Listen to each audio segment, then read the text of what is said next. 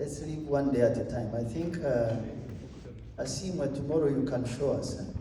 There will be another segment, but you can show us this presentation that we are missing.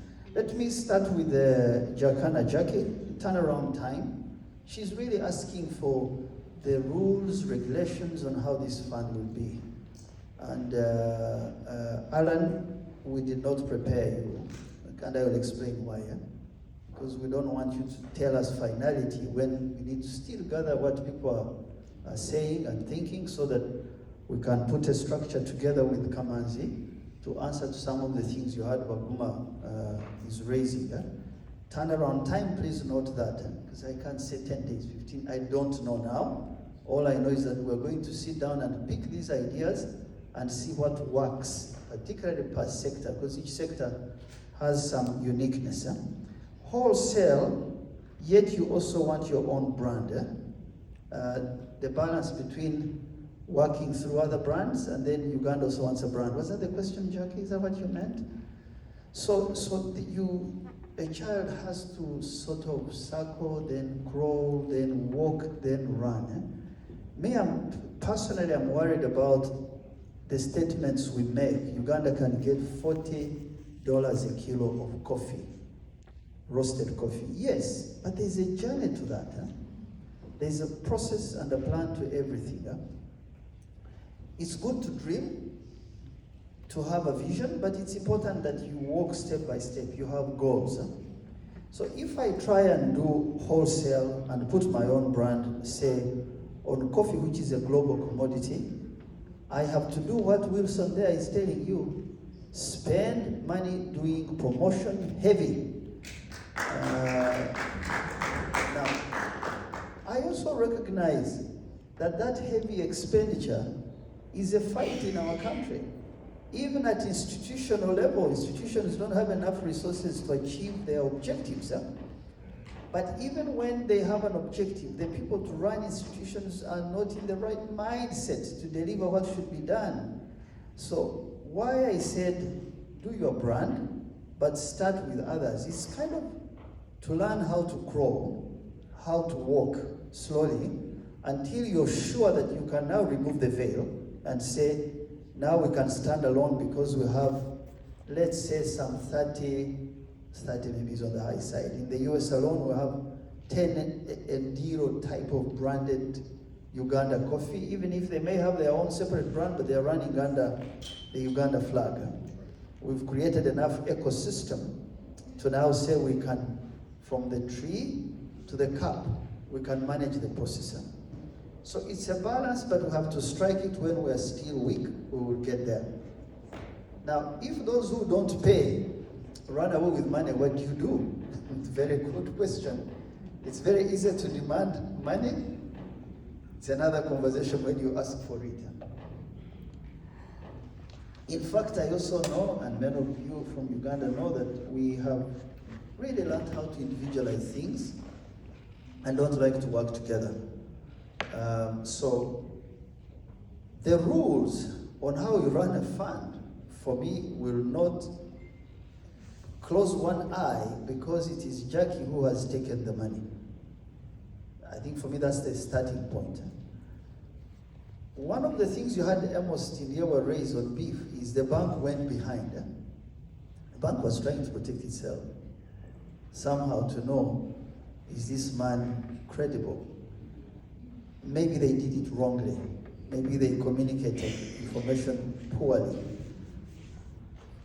But who tells you that it is entirely wrong to give $1 million to Amos there, but you do a tripartite agreement or some sort of understanding between Amos, the product Amos is selling, TFF, and the buyer. But you do it in a way that does not undermine Amos's effort, while at the same time knowing that Amos will be paid.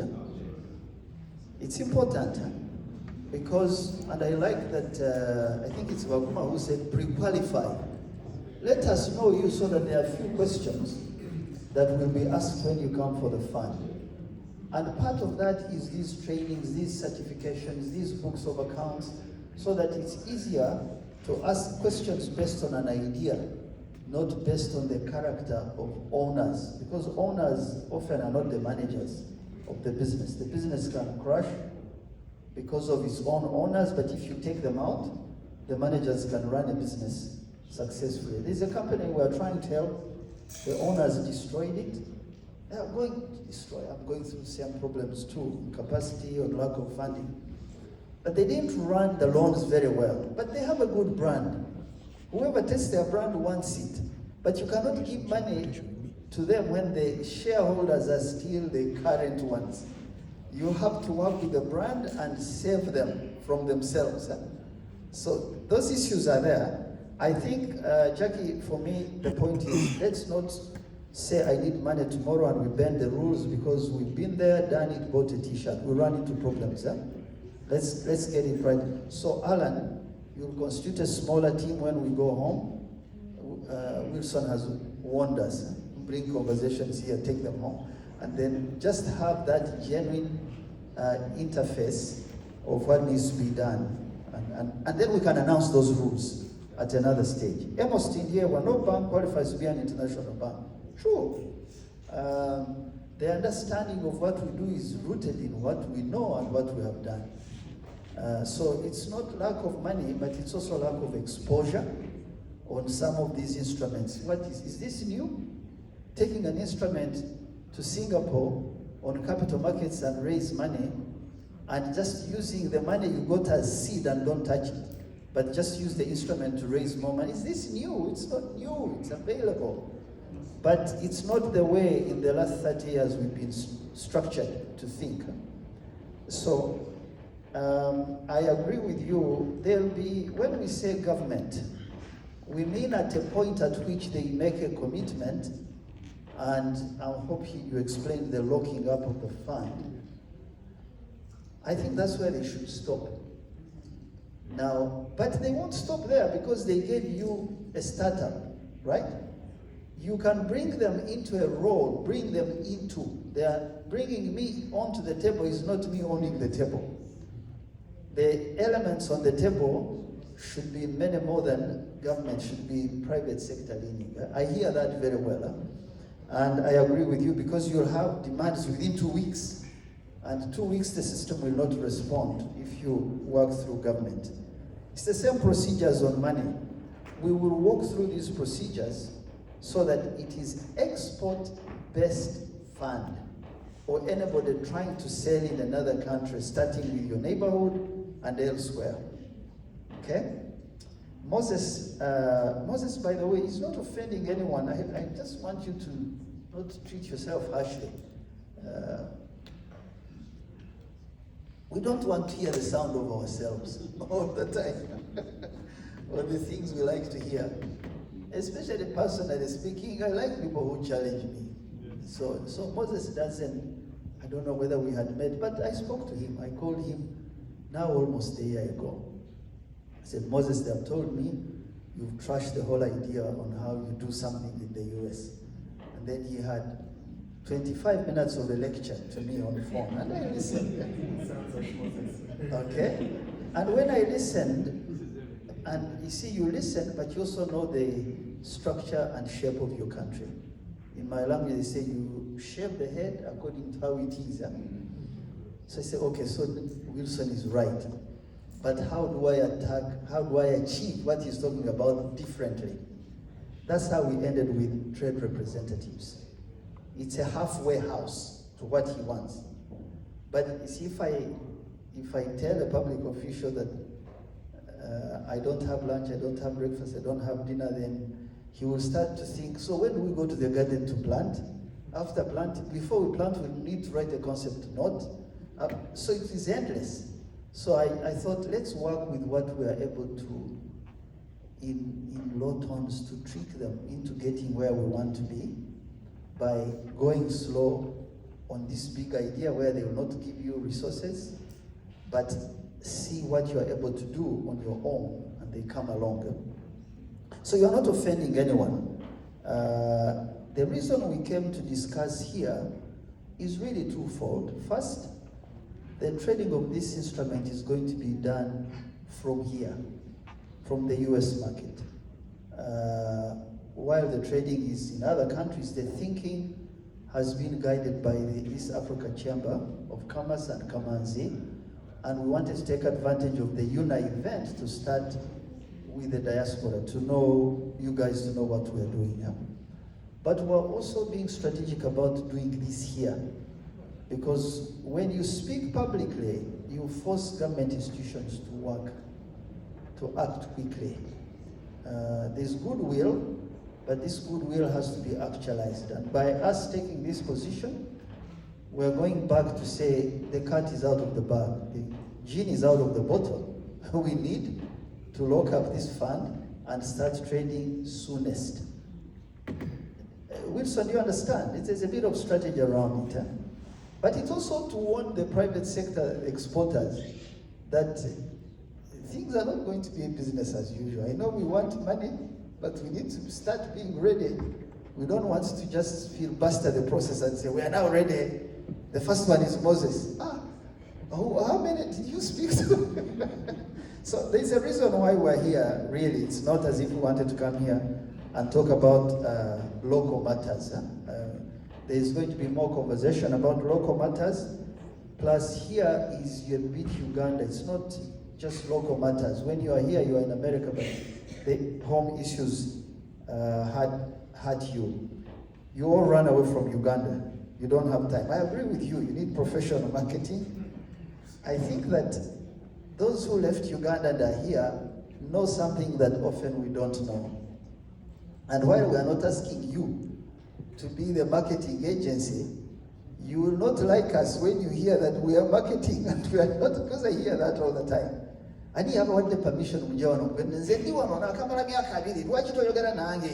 okay, we are talking to you while we build from the halfway house eventually. And I agree with him. You need to drive the brand called Uganda in a professional, structured, transparent manner.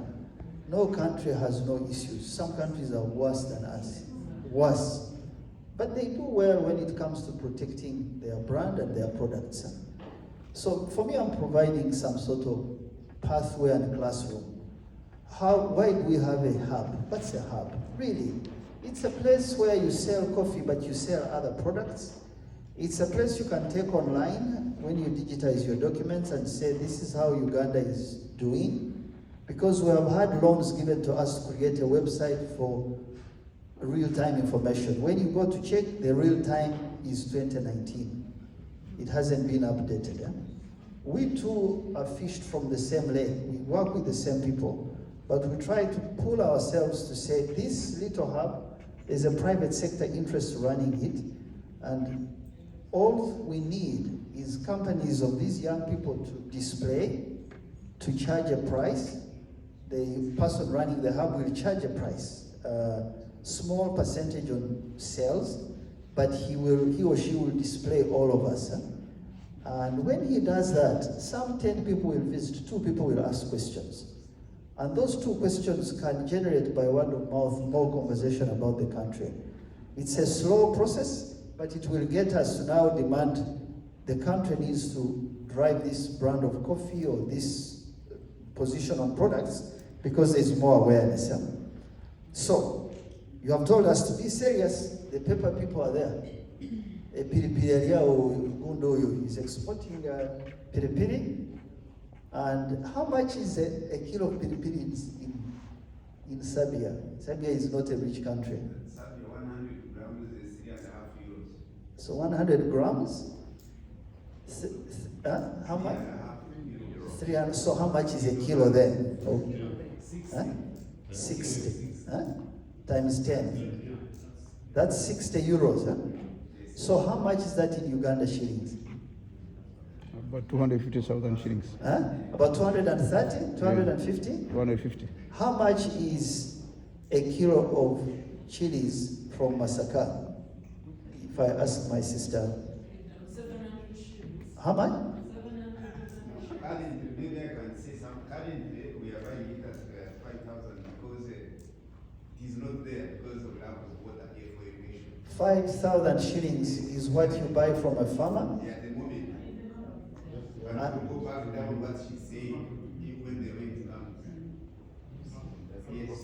So you can now see, even where you have a market, the supply is not there. So among the products the fund has to deal with is, so now if we have a market for really 60 euros a kilo, should we not pilot irrigation in a particular place and supply that market instead of hoping against hope that it will rain and therefore the prices will be up? I think it's important, Moses Wilson, we will be serious, but there are some constraints which are technical, others are cultural, that still hold us down. But for me, I think the price incentive is critical. James Kanyije, you need to have a conversation with Moses and people like him. Don't ignore him by speaking like angrily. There's something about them. Learn how the Americans, how people are bringing chilies into Trader Joe.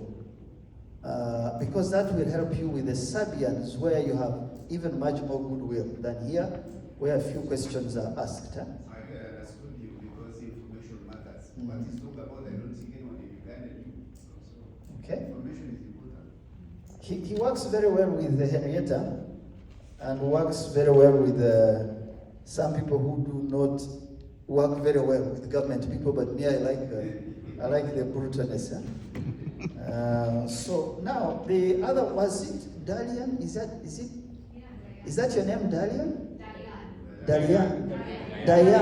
Diana Like Vasemira. Moshe Dayan. Mm-hmm. Diana, like your sister-in-law. Okay. Like your sister-in-law. This is trouble with my accent from some schools.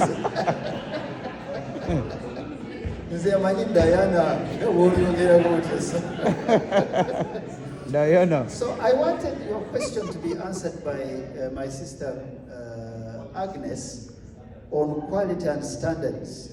There is a session coming on Dr. Shuri will take us through. I agree with you 100%. So we didn't have quantity. Please, Ugandans, remember. I showed you that 96% of our people were peasants in no money economy. Up to 2013, 68%. Only today, we are somewhere around half-half. Some people just are still doing what they do. When you don't have quantity, quality is not even a discussion. Okay? Now, so it's a fight between quantity and quality, and institutions, the regulators being available, doing things on time, documentation being ready, labs working. Why are labs and testing in Uganda very expensive?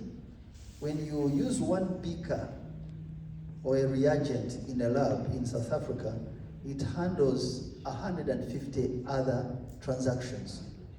When you open a beaker or a reagent in the lab in Uganda, you use it for 2. So 2 transactions. So you charge more because the market is not there. So some of our people take these tests to Kenya, and we think that should change. Imagine you're taking a product to Kenya to test, then you bring it back, then you export. It doesn't make sense. It's the same with packaging. What I want incentives on packaging is that our current packing and packaging material is poor. Kenya does a better job. Not best, but better.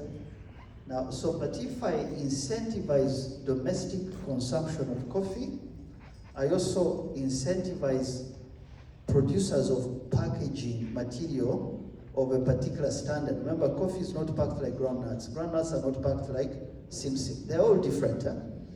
But if you incentivize coffee and you can see a shoot up, an increase in terms of quality and standard and sales, now it becomes easy to deal with packaging cheaper produced in country. I want to conclude and give you, Agnes, I think Richard Baguma, you will talk about PEPs. Those PEPs, it's not just good by my brother there. All of us are PEPs. That's why they asked me for marriage certificate. For me, they ask me much more than I can't even start to tell you. But these PEPs are only applied in the global south. I hope you know that. Huh? I have not heard Trump as a PEP. I work in compliance. Yes. They stop him from taking loans? So maybe Trump has shot up too high. How many people are associated with government in the UK, in Germany, and here that still are able to trade and acquire loans without being asked, open your mouth and we look inside what you ate last week? Huh? Let me say this. There is no hindrance for each exposed persons to do business. You just have to be clean. They are going to screen. So yes, even your family members, yes, they would like, are you a child of it? Are you associated in terms of business? Yes. So from a compliance perspective, they just simply want to make sure you're not committing frauds. Those should not be things that present So listen, I think it's okay. I'm not disagreeing with you, but the push for African businesses, African entrepreneurs, the few people I showed you there, you know, Britain practiced mercantilism. All these countries, there is hard leg room. Nestle began in 1895, extracting value completely at base. And you create 16 of the highest roasters of coffee in Northern Europe. Now I'm getting diverted, but let me explain this. So Europe imports 86% of all green beans. Europe. 6 countries, I won't name them, are the ones that process those beans. 10 companies share $55 billion worth of roasted money annually. One of them called Rwabwoogo recently signed with PepsiCo so that it can distribute better, and signed with Yum China. What basically they're trying to tell you is, don't get here, you need to remain in green beans, okay? How did they get to this? They perfected the game over the last 60, 70 years, and you will not know which money is for who, right? And the way they raise money with these instruments, like what we're trying to do, is being a little guerrilla type and get into how they raise money to fund their businesses. When you have a small economy, young enterprises like Kanji there, and you subject him to the questions you are asking a mature business in a mature industry, you are basically saying, we are all in the boxing ring, and we are assumed to be of the same size, but one is really weak. They've been suffering from diarrhea, now you are pairing them with the heavyweight boxer.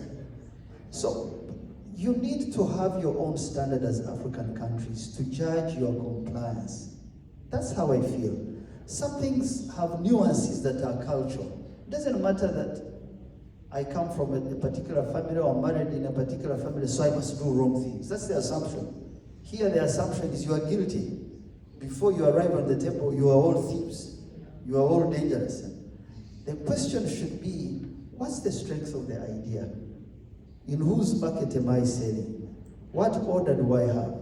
The set of assumptions need to be agreed upon, not to buy what they call log bastards, everything they are selling to you is right. No, they're just trying to stop you from being what they are. I don't know if I'm speaking to someone, but if we follow these things to the letter, it's really chasing a rabbit in a hole. We need to figure out a way. I can demand performance and compliance as a country through my elected leaders and my institutions. I can be responsible. Nobody needs to teach me to be responsible. They are doing that to us because some of us are irresponsible. And so some of the things we're building, like this fund, like institutions, like standards, is to say, you don't need to lecture to me. I can do my job. And I can stop negativity in my own institutions. So, PEP, please answer to that question. I agree, Baguma, with pre-qualification. Bringing private sector on board, we are 70% private sector, but private sector is also, just solve my problem me as a company. I don't want to see you again. Their staying power is so limited, and I think it also comes from our culture. If I'm happy, I'm happy. It doesn't matter if the sector is struggling. Yet the sector must work together in order for us to achieve scale. Assume, let's talk about your thing tomorrow. Kanje, you did not have a question. So can I ask you to speak about this question of quality, and you speak about PEPs? Personally, to speak about Diane's question about quality, as a company of more than 13 years, 5 years we understood that we had a lot to do about mindset change when it came to explaining to young Ugandans how to produce a quality product that can compete favorably on the world standard. That goes all around to go back. When you look at the coffee people, they had to teach our natives that you don't dry the coffee beans down. So just like he explained in the slides, we have a lot to learn about our history and then understand how we are moving into the future. So most of the quality things that are coming from how are the old generations been tackling these things. You bring in, I'll speak for my sector, you bring in young girls, sometimes even older women, and all they know is that stitch. You have to go down and explain. And this is going to take capacity building in form of training. Can we train our youth to understand that what made Apple, Gucci, be the brands they are today, they stuck on a certain skill and made it very professional. We didn't have money for 5 years to break into the US market. We grew by word of mouth. Someone bought our shoe and they wore it year 1, year 2. And I've had people say this was not made in Uganda because of its quality. So quality is there, and companies now know that to trade internationally, we need to compete with the big brands that are already making it. That is one. You also talked about AGOA. I export throughout AGOA. I don't pay any taxes bringing in my goods here. It doesn't matter if it is a $1 million invoice, it comes duty free. So it's a good point. As a country, we've underutilized AGOA, and PASEID is doing a good job to do the sensitization about the different duty-free treaties that we have with EU, the US, and AGOA works for, we have 6,800 eligible products that you can import in from Uganda, you can export from Uganda to the US duty-free.